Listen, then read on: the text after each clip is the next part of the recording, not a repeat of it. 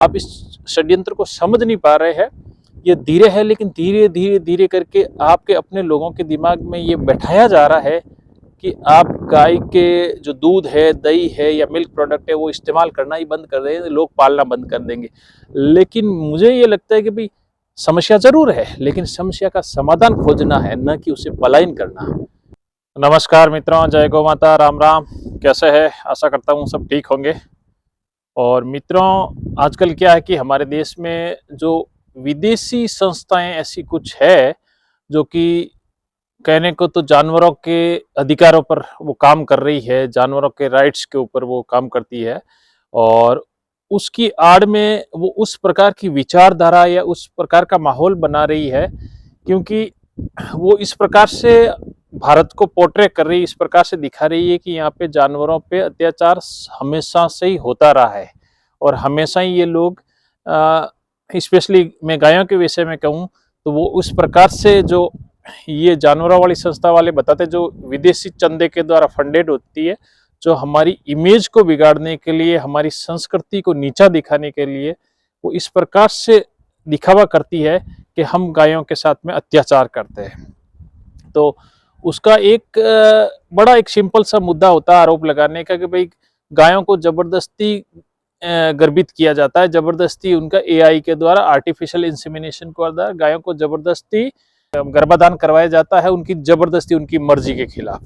तो सबसे पहले मैं क्लियर कर दूं कि पहली बात तो ये है, जो जबरदस्ती गर्भाधान की है, ये जो एआई टेक्निक है वो मॉडर्न साइंस की देन है, ये हमारी संस्कृति की देन ही नहीं है। ठीक है, टेक्नोलॉजी आई है, उसका बेनिफिट लेना चाहिए तो लोग उसका ले रहे हैं, लेकिन हम लोगों से क्या गलती हुई वो हम पे आरोप लगा रहे हैं, तो हम लोगों से भी कहीं ना कहीं गलती हुई है, उसको हमें सुधारने की जरूरत है।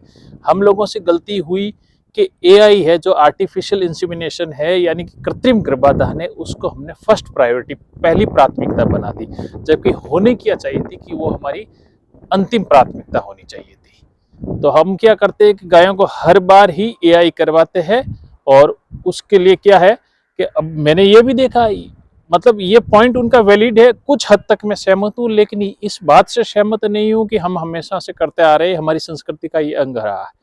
क्यों कि कई बार मैंने ऐसे गोपालकों को, किसानों को देखा है, वो क्या करते कि अगर आपकी गाय हिट में आई है, हिट में आई थी, जैसे आज सुबह हिट में आई है, तो वो क्या करते हैं, दोपहर या शाम को वो एआई करवाते हैं, और दूसरे दिन वापस डॉक्टर को बुला लेते हैं, करते कि दूसरे दिन सुबह भी इसका इंजेक्शन लगा दो, मतलब एआई कर लो।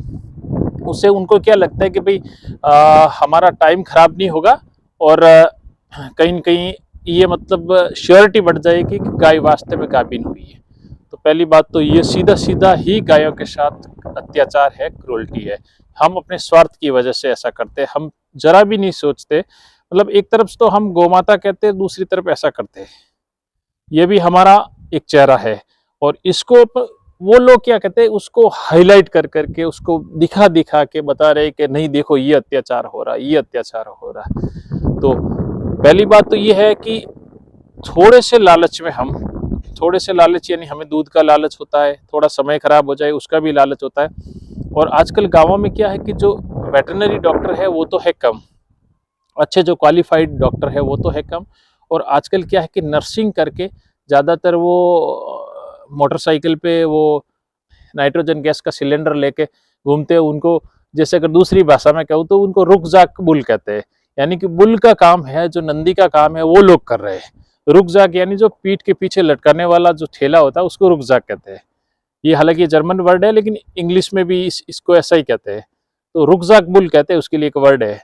तो ये रुकजाक बुल हमारे लिए उतने ही खतरनाक है, क्योंकि कुछ पैसों के लालच में, 200 400 500 रुपए के लालच में वो क्या है कि 2-2 3-3 बार एक ही गाय की एआई करते। और अब हम यहाँ पे कहीं न कहीं भूल जाते हैं कि हमारा जो पुराना सिस्टम रहा गाँवों का, और स्पेशली मैं अपने क्षेत्र की बात करूँ, चाहे राजस्थान रहो, चाहे गुजरात रहो, हरियाणा रहो या पंजाब रहो, इन स्टेट में ऐसा रहा है कि पहले गाँवों में अच्छी नस्ल के बुल रखते थे, गाँव का 1 या 2 बुल होते थे, और उससे गाँव की गायें क्रॉस होती थी, और वो नेचुरल होता था। जब वो नेचुरली हिट में आती थी तो बुल को पता लग जाता था नंदी को, और वो अपने आप में क्रॉस कर जाते थे। उसमें कोई वो गाय के साथ या जो भी गोवंश है उसके साथ कोई जबरदस्ती या एआई जैसे हम अत्याचार करते हैं उस टाइप का होता ही नहीं था। अगर वो गाभिन होगी तो नेचुरल रूप से होगी, तो उनकी नेचुरल मैटिंग होती थी, और नेचुरल मैटिंग से वो ठीक वैसा ही है वैसा कि दूसरे जानवरों के साथ में होता है, दूसरे जानवर जो भी है, तो उसमें अत्याचार का तो कोई होता ही नहीं था। अब रही बात है कि हम लोगों ने क्या किया कि वो सिस्टम तो खत्म कर दिया, लेकिन आज भी हमारे पास ऑप्शन है। ऑप्शन ये है कि हमारे पास में कम्युनिटी गौशालाएं मौजूद है अपने आसपास। देखें, हालांकि मेरा ये भी जानता हूँ कि भाई कि हर जगह पे मौजूद नहीं, लेकिन लगभग लगभग हर गांव में कम्युनिटी गौशालाएं मौजूद है। वहाँ पे अच्छे बुल भी आज की तारीख में लोगों की जागृति की वजह से आए। तो आप क्यों नहीं ले जाते हो अपनी गाय? अगर हिट में आ रही, आप मुझे भाई कई छोटे किसान है, उनका ये तर्क होता है कि हम बुल को अफोर्ड नहीं कर पाते, बुल को खिला नहीं पाते। ठीक है, अपनी खिला पाए, लेकिन गौशाला के बुल के लिए तो आप कुछ कर सकते हो। साल में एक बार या 2 बार आपकी 1-2 गाय है वो गाभिन कराने ले जाते हो, तो कम से कम 1-2 बार का खर्चा तो आप दे ही सकते हो। 500-700 रुपए कोई बड़ी बात नहीं है। उससे क्या है, कम्युनिटी बुल का भी पोषण होता रहेगा और आपको भी अच्छी नस्ल मिलेगी। और सबसे बड़ी गलती यह है कि आजकल क्या गौ पालन के लिए हमारे में जागृति आई है, भावना आई है, लेकिन अब लोग क्या करते हैं कि ज्यादा दूध के लालच में इस क्षेत्र की नस्लें हैं वो दूसरे क्षेत्र में ले जाके पाल रहे हैं, तो आपको ये दिक्कत आएगी आएगी, आपको अच्छा बुल नहीं मिलेगा। और वो आपको जो बहुत उसका जो पर्यावरणीय वातावरण है उस क्षेत्र का, वो वातावरण आपको मिलेगा नहीं, वो ब्रीड आपको वैसी परफॉर्मेंस दे नहीं पाएगी।